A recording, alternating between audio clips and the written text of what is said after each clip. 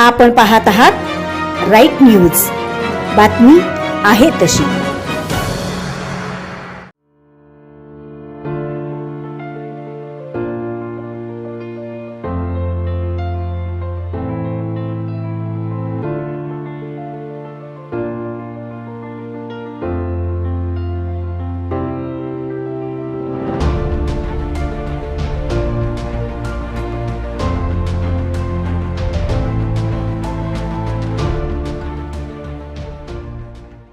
Gauss मुबारक मुलानी शिरडोन रहिवासी असून शिरडोनचा रहिवासी आहे मी आणि गाडीची आमची पैजे लागल्या। कट्टर कार्यकर्ता काँग्रेसचा आहे मी आणि सहानुभूतीतनं ती विशाल दादाला मतदान म्हणजे चांगल्या मताने निवडून येणारं 2 लाखाच्या खाली आकडा कमी नाही, त्याच्याबद्दल आम्ही पैजे लावल्या। संजय काका पडले तर मला युनिकॉर्न गाडी, एवढंच आहे, बाकीचं काय सुद्धा नाही। एक 8 दिवस झाले, इलेक्शनच्या आधी एक 4-5 दिवस लागले। रमेश संभाजी जाधव तुमचे मित्र आहेत? हां, मित्र आहेत, बोरगाव। तुम्हाला काय वाटतं नेमकं काय होईल? विशाल पाटीलच, बाकीच काय नाही, अडचण नाही। 2 लाखाच्या खाली आकडा येत नाही, 2 लाख। विशाल पाटील संजय काका आले तर काय करणार?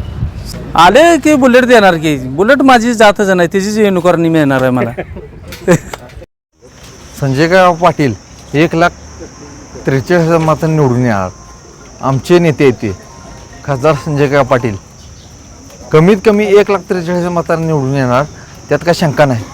विशाल पाटील 1,43,000 मतांनी पडणार, त्यात काय विषय नाही। आणि आपण बुलेट गाडी घेणार, त्यात 101% कमी नाही। का लावली पैसे? पैसे लावले म्हणजे आपला नेता निवडून येणार 100%।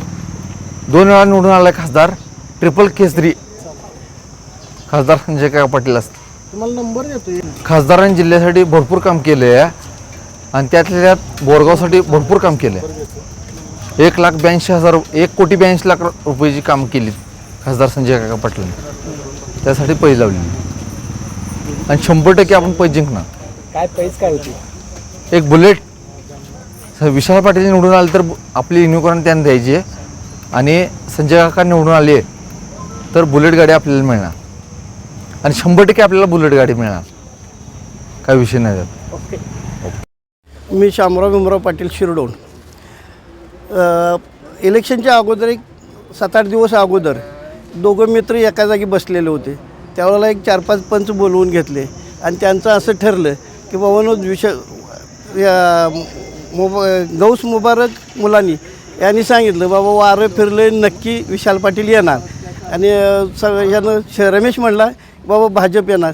या दोघांची चुरशीत शर्त लागली आणि त्या शर्यतीत जर विशाल पाटील निवडून आले तर युनिकॉर्न गाडी गौस मुबारक मुलांनी यांना द्यायची आणि जर विशाल पाटील नाही आले तर गौस मुबारक मुलांनी यांनी आपली बुलेट गाडी रमेशला द्यायची असं ठरलं आणि त्यावेळेला असं करारपत्र झालं। कच्च्या वहीवर लिहून 3 साक्षीदारासह ते करारपत्र झालं।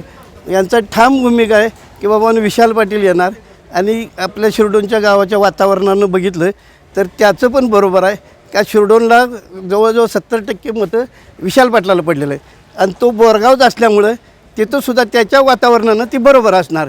कारण काय तर तिथंसुद्धा त्यांना भाजपला मतं जादा पडतील असं त्यांची हमी आहे आणि त्यामुळं दोघा मित्रांनी जी शर्त लावली ती चांगल्या पद्धतीने लावलेलं आहे आणि ती करून आमच्या सर्वांचं असं मत आहे। तर पुढलं गणित बघा कसं आहे। आपण पाहत आहात राईट न्यूज, बातमी आहे तशी।